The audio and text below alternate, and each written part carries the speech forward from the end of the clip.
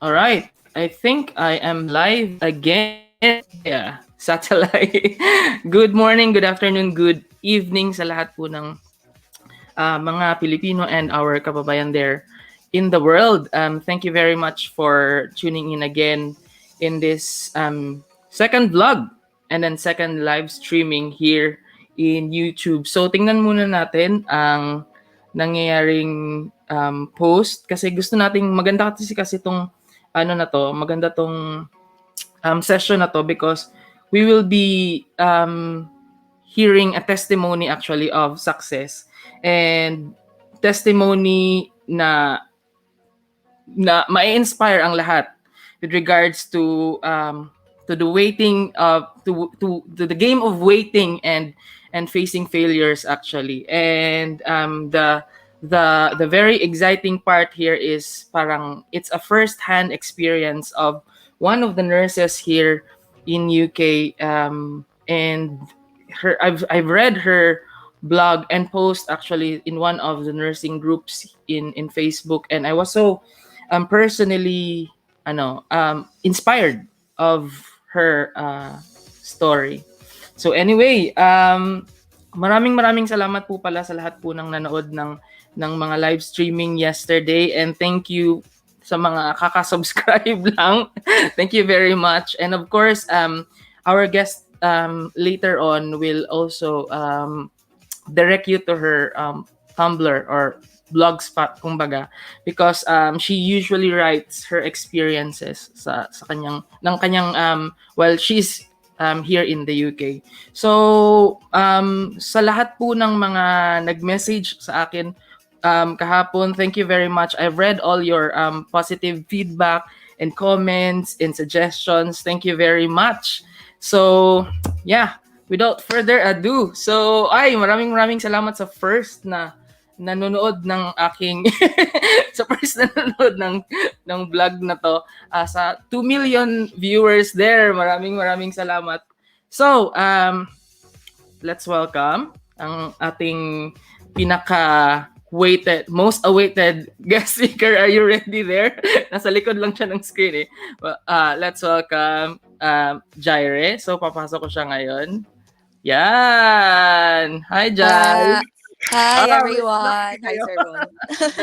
Another paklap. Alright. So hi, Jai. Hi Von. Good afternoon. Good afternoon sa lahat. Good evening sa Philippines actually. Mm-hmm. And sa ibang part ng mundo, good day or good morning. Hi, guys, as I've said, pag-uusapan natin ngayon. Actually, kung nakikita nyo sa title ngayon, Failing and Waiting. Yan.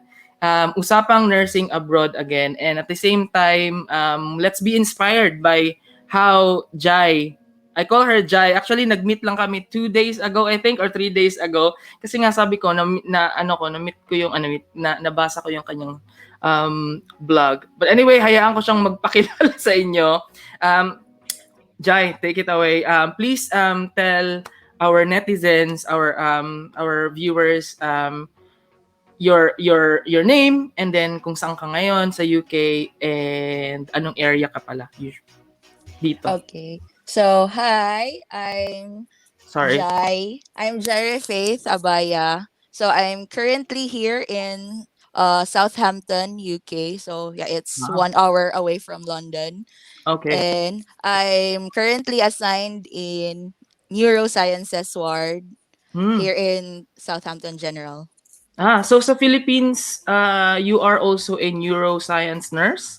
Sa Philippines, I was a mixture actually, surgical and neurosurgical. More on neurosurgical. And you arrived here in the UK, you told me you arrived last March, correct? Yeah, we arrived with our cohort March 2020. Wow, less than a year. Ilan kayo sa cohort na yan?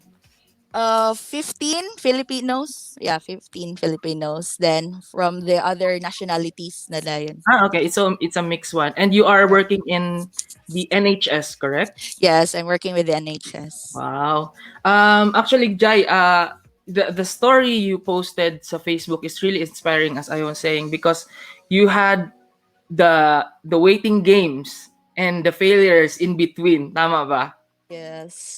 Yeah, I think it is just really timely because nowadays maraming nurses back in the Philippines, or not even just back in the Philippines, even here in the UK or any part of the world, na they are struggling in a particular area. May it be taking the exam or waiting for deployment, or has failed an examination or a qualifying examination, or in any aspect of life. I think your testimony later on will tell everybody that it's gonna be okay. But ayaw kitang pangunahan, of course. Secondly, I am so happy because kahit ganun ka palang ka-iksi or kahit ganun ka palang kabago dito sa UK, you are, I think, enjoying your stay in Southampton. So tell us about some Yeah. Southampton so far. Yeah, so far it's been nice staying here. Okay. They have it's coastal, Yeah, and wow. the Filipino community is so Okay. supportive as well. So, Marami ring Pilipino pala. yeah. So, hindi masyadong nakakamiss naman masyado. Oo. Hmm. And just before we go to the story, just a backtrack. Um, how long did you prepare for UK? So I've decided to take the IELTS to have a review with IELTS Yeah. like 2019. Okay. uh, so since I decided, like, after 1 year of having a hospital experience, so I'll try my best to go to Wow. UK. And you are what year graduate ng BSN? 2017. Ay nako. Masyado. Okay, okay po. Sige po. Sorry naman po. Sige na po. But see, imagine 2017 you just took your you passed the nursing licensure exam, and then Yes. your experience in the UK is say 2017 until to 2020, correct? Or Yes. late 2019? Yeah, so I only have 1 year experience working in the Philippines. Uh-huh. You know, the business, Yes, and correct. uh so that led me to venture, Venture. yeah, the UK journey. So, And you are from, kanina na-mention mo from, yeah, uh, I'm from Labason, Zamboanga del Norte. do you want to greet your friends and your family there? Hi. So, I regards sa tanang mga Bisaya diha sa Zamboanga del Bisaya Norte. power. Yeah. Power.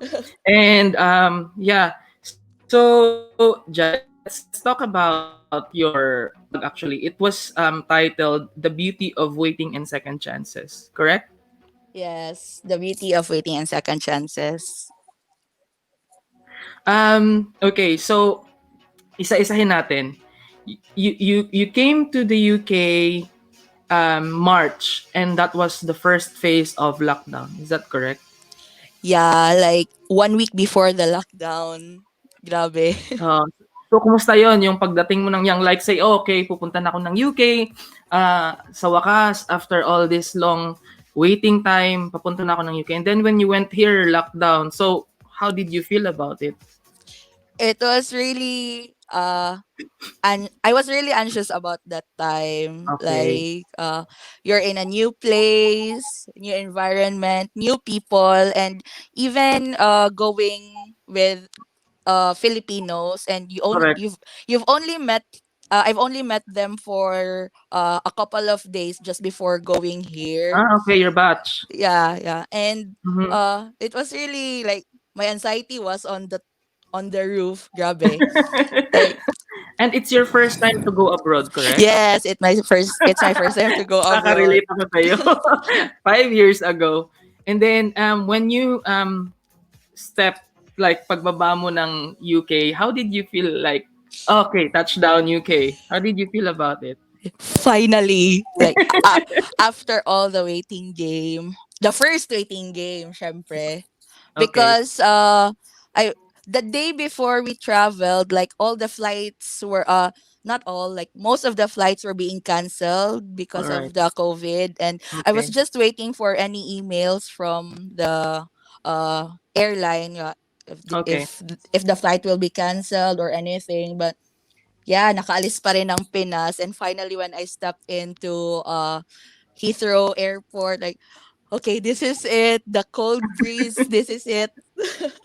Exactly, because I kept telling my other non-Filipino colleagues, like, if you're a nurse here in the UK, you just don't experience one examination or one test or one waiting game.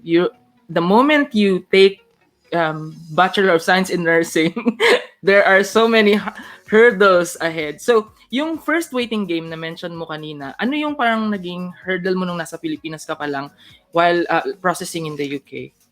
Uh, it was really in the first part it was really fast. Like I was when I took my IELTS August, last week of August Mm, 2019. Then I the results came in first week of September. okay. Uh and by the Wow. by the Okay. grace of the Lord, I passed it. Yes. Then after 2 weeks of review for CBT, I took the CBT. Then immediately I passed as well. Then I've been waiting for and scanning so many agencies because just before I reviewed IELTS, Yeah. I was there's an agency that approached me, but Mm-hmm. then I was looking for some of the agencies that they were offering like the fast pace, like yes, you Oh, can go there to the UK after 2 to 3 months of waiting. But then I just decided now maybe I should just stick to this agency and yeah. see what they can give to me.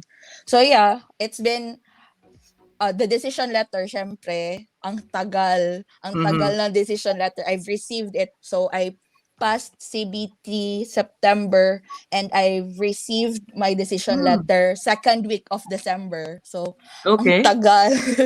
Yeah. It's the first phase of your waiting.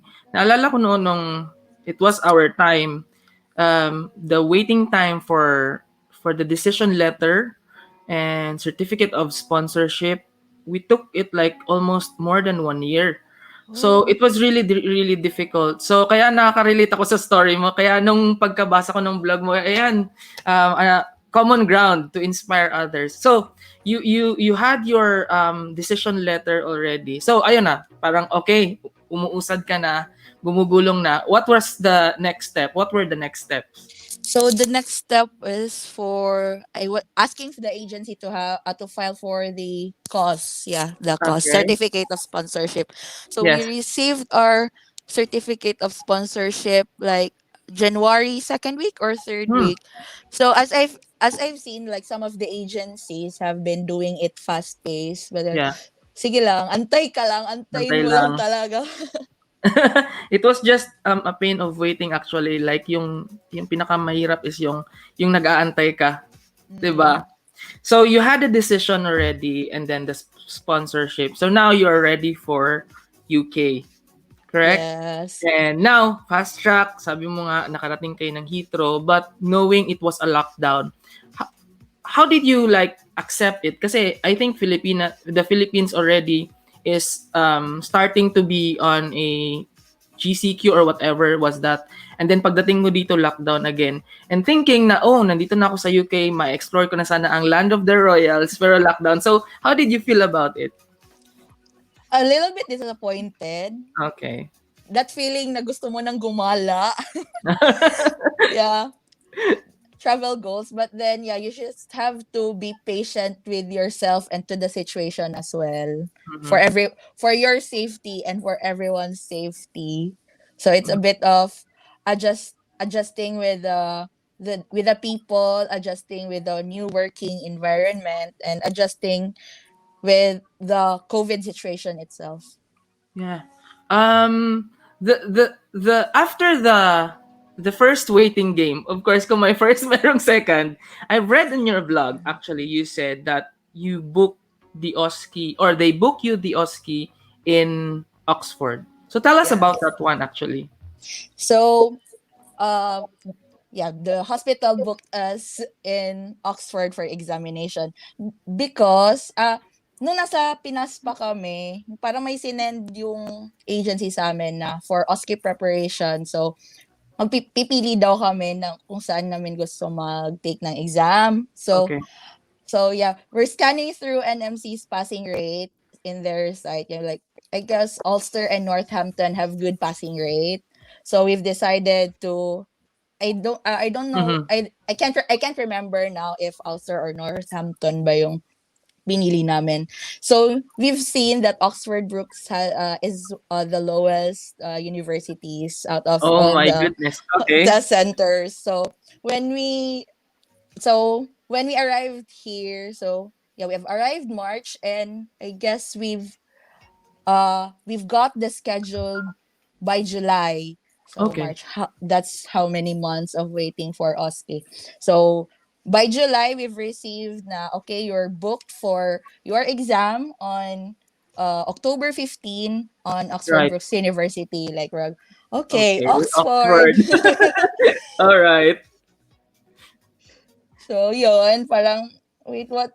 I guess, akala ko ba, yung may choices kami. But then, like, parang na-remind din ako na, uy, pinagdasal mo to. Parang, kasi, on that, how many months, like Yes. March, April, May, June, July, on that 4 months of waiting, kasi, yun nga, most of the Filipinos who have been here, like, when they arrived here in the UK, they took their exam after a month, I guess, or Mm-hmm. after 1 month and a half. Yes. Yes. So Usually. it's a different case for us because we've Uh-huh. waited 4 months to be scheduled 4 months to be and scheduled. And sa Oxford. So sa you Oxford pa.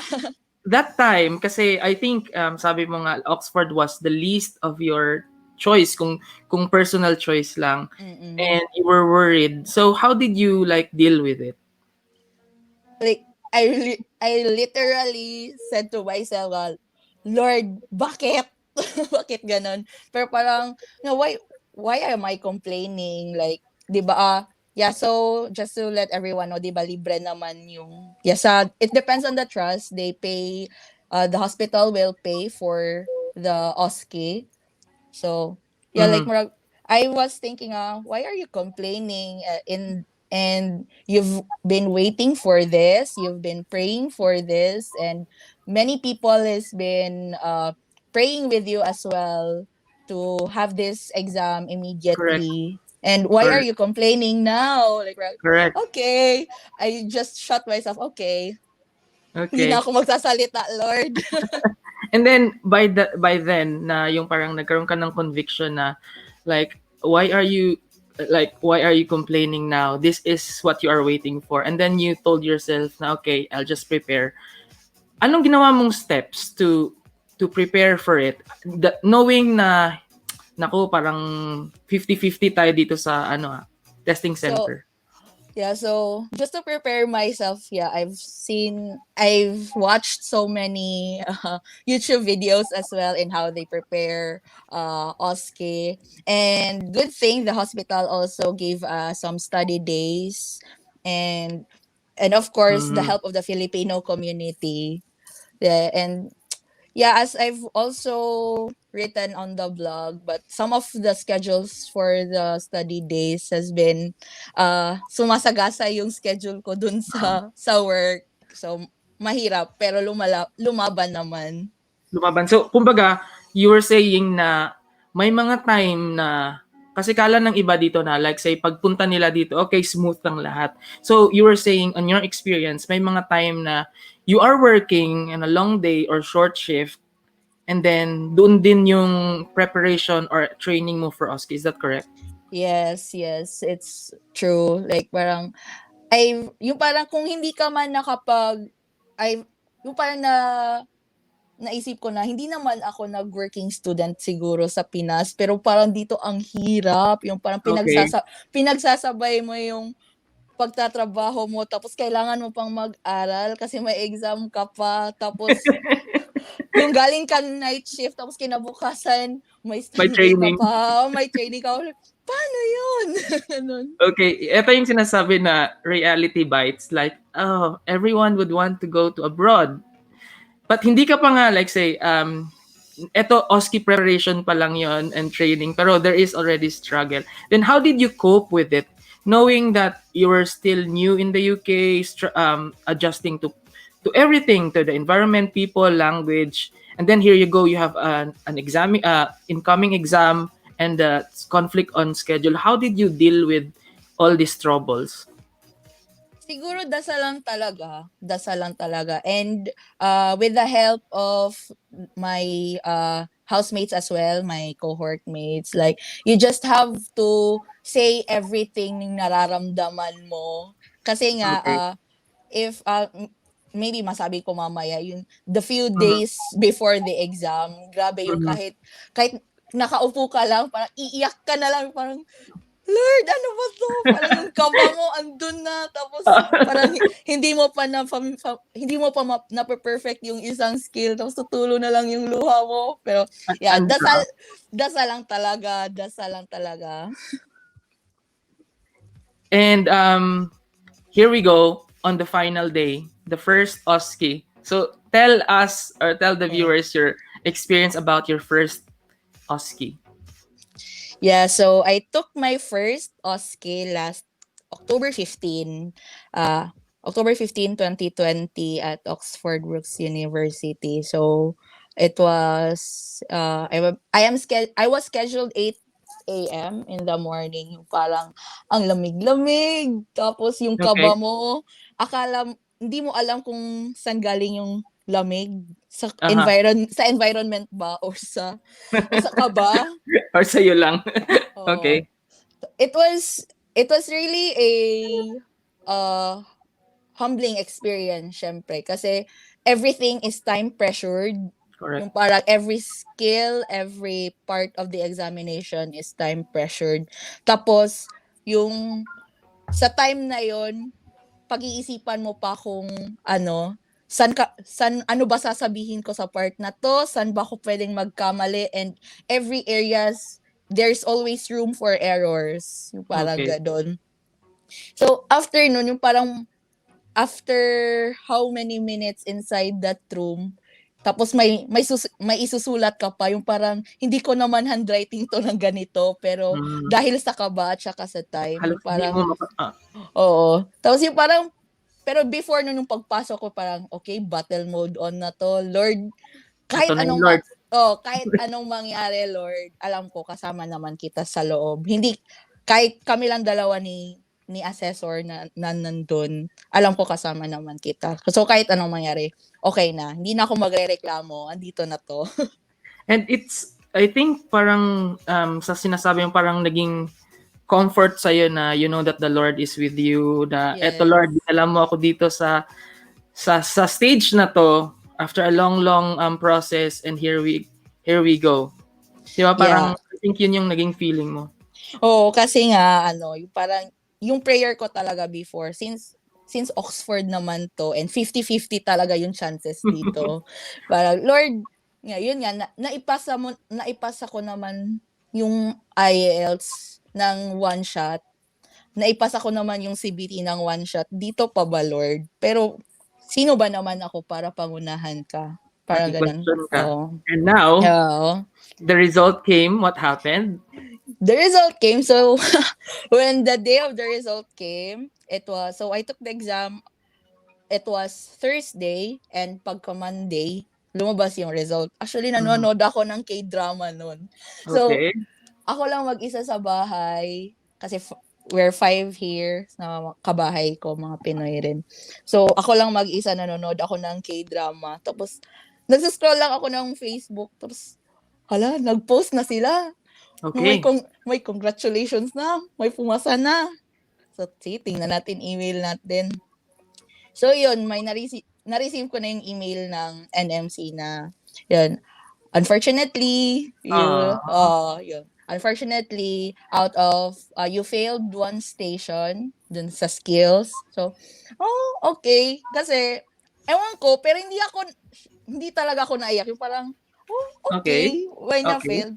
Kasi after after the exam, kasi may dalawa yung iniisip ko na parang baka sumemplang ako sa dalawang yon.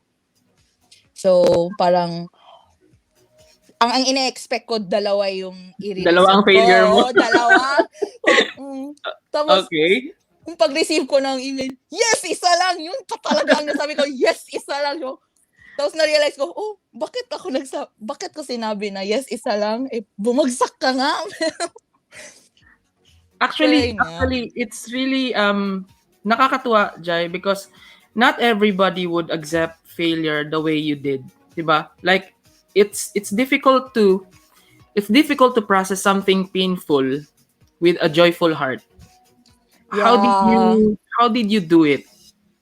Actually, that time, marami na yung nag-chat sa akin, like, people, cohort mates, at saka your family, and even friends from church and from orgs na, ganun, yung alam na nagre-review ako, alam nila na may exam ako, and nalaman nila na hindi ako pumasa. Marami yung nag-chat na sabi na, parang, delays are God's, molding season for us. Okay lang yan. Mahal ka pa rin naman ng Diyos. So, parang, ewan ko lang, pero hindi ko, it's not wrong, but then parang naisip ko parang, I didn't consider it as delay. Kasi naman, kung alam mo naman na kung para sa'yo yan na time, para sa'yo talaga yan. Correct. And, kasi ko, I don't know, parang hindi naman to delay. Tapos sabi ko, mahal ka pa rin naman ni Lord Jai kahit di ka pumasa. Ko, alam ko kasi hindi naman talaga nag-change yung pagmamahal ni Lord sa atin kahit anong mangyari. Wow. Pero sabi ko, baka nasa denial stage ako. Parang ina-assess ko sa sarili ko. Pero okay naman ako. Tanggap ko naman na bumagsak ako. I think it's really important kasi hindi lang sa taking the exam but in every aspect of our life, parang like if you are facing a challenge or anything that is not, the result was not the thing, or the result is not the one that you were expecting, pero it turned out na mali, it turned out na parang this is not the timeline that I'm supposed to be on, or hindi ito yung mga in-expect ko, but knowing that your struggles are just a test of your character and faith. And Yes. I think it will really give you strength actually to face head on the rest of the challenges, di ba? Yes. At So, saka iniisip yeah, ko rin na kung binigay sa akin ng Lord, alam niya namang kakayanin ko. correct. So, yeah. So this is just parang like say, this is just, let's say sabihin natin delay, yes, but there is a purpose on everything. Everything goes with a reason, right? Yes, And yes. yun yung sinasabi niya na may perfect time, in His perfect time. Yeah, in His perfect time. Correct. So what happened after nun, Jai? So what nagkaroon ng effect yun sa'yo? Anong naging preparation mo to strive more? Ano ba ang nangyari? Kasi nga, 'di ba, as expected, pag pumasa ka na, yun yung iniisip namin, pag pumasa na tayo, magba-bank shift na tayo, extra bank na yan, bank shift galo. Kasi, yeah, Okay. pero nga, since nga, hindi pumasa, so, parang I am stuck with this phase in my UK journey. So, yun, ang ginawa namin noon, so, email agad kami sa education team ng hospital namin. So, yeah, unfortunately, we didn't pass the exam. I failed in this part. So, can we just ask if, and kasi ang mas maganda nga dun sa NMC kasi is binibigay talaga nila yung exact part kung saan ka nagkamali. Okay. Yeah. Okay. So, I guess na parang since yung energy at saka yung hype mo andun pa na nasa face ka pa na fresh pa yung napag-aralan mo.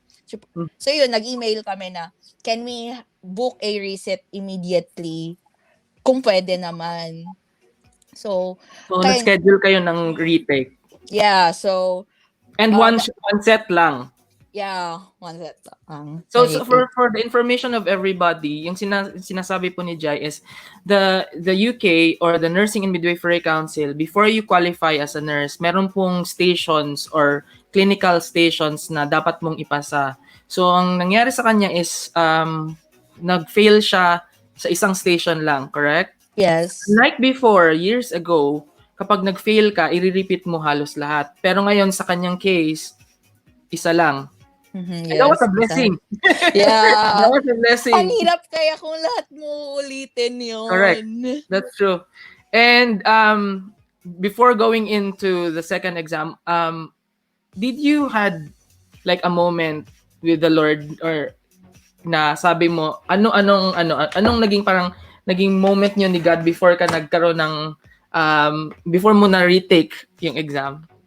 So, here's the another rating game that happened. So, parang, actually, I've been scanning through videos in YouTube as well. Yung parang, yung anong pwedeng mangyari kung pang ilang take ka na ng OSCE. Kasi I believe, if you read the NMC sa site nila, you can only take the OSCE 3 times. Okay. Yeah, and I didn't read any further kung paano pa ba dun, pero ang alam ko may nabasa rin ako na at saka yung sa yung parang sa orientation na pag naka 3 attempts Retake. ka na tapos hindi ka pa pumasa, papauwiin ka daw ng Pinas. Oh Parang, no. oh, shucks! Parang andito na naman yung parang isa na lang sa isang skill na yon na uulitin mo, parang ang dami pa ring rooms na errors, Na pwedeng mangyari. na pwedeng mangyari. Hindi mo alam kasi it will only be 12 minutes. The skill is only 12 minutes and ang daming pwedeng mangyari sa 12 minutes na yon. So, ko, Lord, ano ba? Yung maipapasa ko na ba to? Or kasi nga yung naisip ko talaga yung, is this you, Lord, teaching me the is this you teaching me how to humble myself? Or Mhm. kasi nga ang alam ko naman, Lord, I've been through all the exams. Kaya yung nasabi ko, one take lang ako ng IELTS, one take lang ako ng CBT. Lord, dito pa ba? Yes. Tapos, yeah, failure happened. Then, parang, Lord, is this you teaching me how to humble myself enough? Or is this you teaching me the essence of second chances? Or second chances lang ba? Baka may third chances pa, Lord. Ewan ko. But Oo. then, yun nga, anxiety, yung parang, yung lahat ng anxiety ko, sinasabi ko kay Lord, yung parang ganun. Yun yung nangyayari before taking my resit. And here we go. And the result? Yeah. And the result finally came. Yung parang, it was second day off from work. Yung parang, nag-aantay kami kasi yung parang, kung gano'ng kabilis yung results sa first exam, parang ang tagal. 3 days talaga kami nag-intay. Parang, Yeah. bakit ang tagal? Parang yung iba, bakit nung first ang bilis-bilis?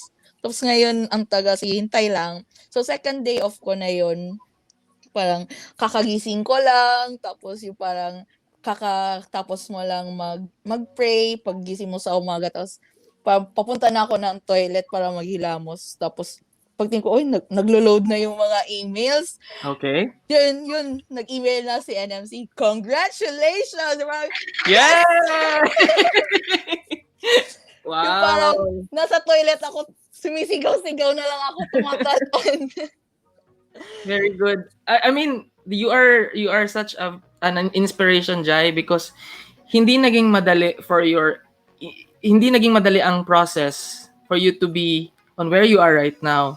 And knowing that marami ka pang may experience here in the UK, enjoying life here in the UK and nursing in the UK.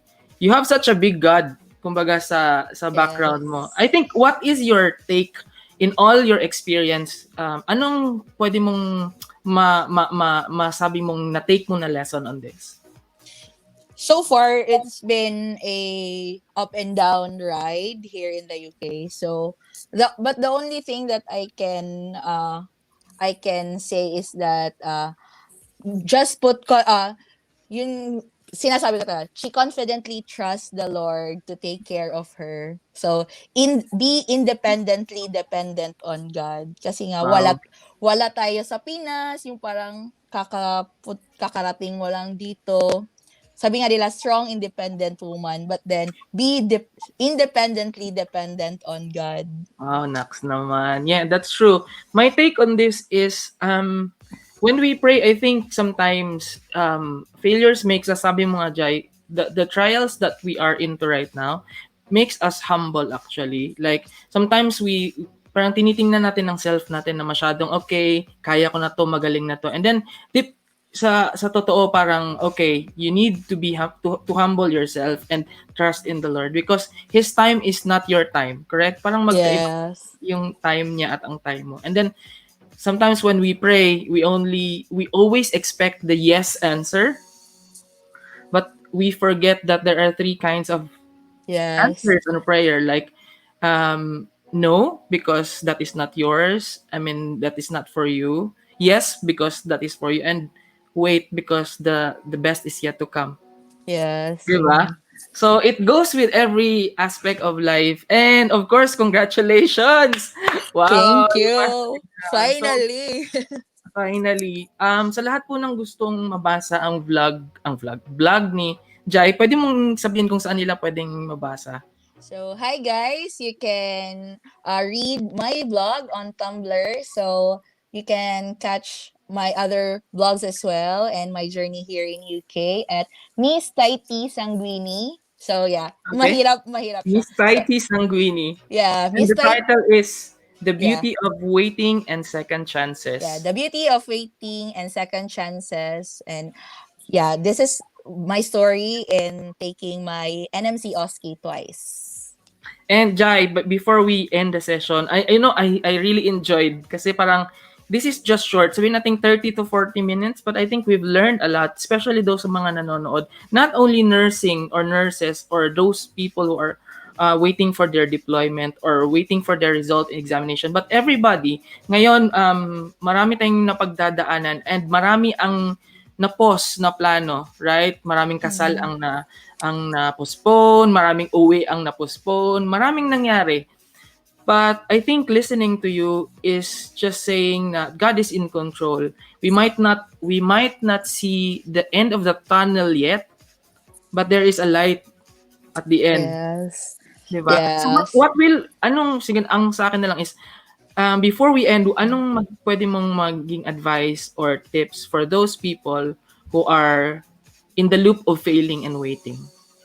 So, yeah, it's been a tough ride for everyone else, for every one of us. But we just have to confidently trust our Lord, and everything in the waiting process, it will be worth it. It will be worth it. Like, and even though as we wait, be actively waiting. Kasi di ba nga yung iba, may passive waiting at saka active waiting. So, in our waiting, let's be active in our waiting. Like, maybe we can help others, we can pray for others, and even do something productive in our waiting that can glorify the Lord, and even we can also develop ourselves more in that Mm. waiting. At at pagdating ng time, you are Yeah, well polished. sa tamang Sa tamang panahon. panahon. Wow! Thank you very much, Jai. And I hope everyone did learn something with her experience. And I am personally blessed kasi the story is really a testimony how God is really faithful to us even if sa ganitong panahon na medyo maraming uncertainties, but there is always this bright story.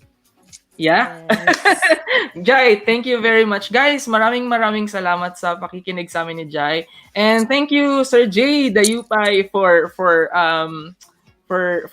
dropping your comments. And guys, sa lahat po ng nakakapanood nito, sabi nga ni Jai, don't falter on your faith and keep hoping and be active in waiting, right? So, ayun lang. Jai, may mga parting words ka pa? Anything? So, yun nga guys, sa mga nagbabalak, may plano na mag-abroad, mag-UK, syempre, and just have faith. Sa mga nag-aantay po ng deployment nila, kapit lang po, dasal Kapit lang lang. talaga. Kasi hindi Laban. hindi natin alam kung if there's any reason and the purpose of why God is allowing us to wait. That's true. Yeah. Von, thank you for inviting me. Wow, no problem. Thank you for being the inspirational guest. Wow. In Sure naman. today's video. But anyway, guys, maraming salamat. If you like this video, I hope you share this to those you think na kailangan nilang marinig ang inspirational story ni Jai, and drop some comments. I know this is live, but this can be replayed, and I will be posting this as well on my YouTube channel. But anyway, thank you very much for watching, Jai. Thank you very much for your time, Thank and I you. hope all of you guys will be safe. Stay safe. Ikaw rin, Jai, stay safe.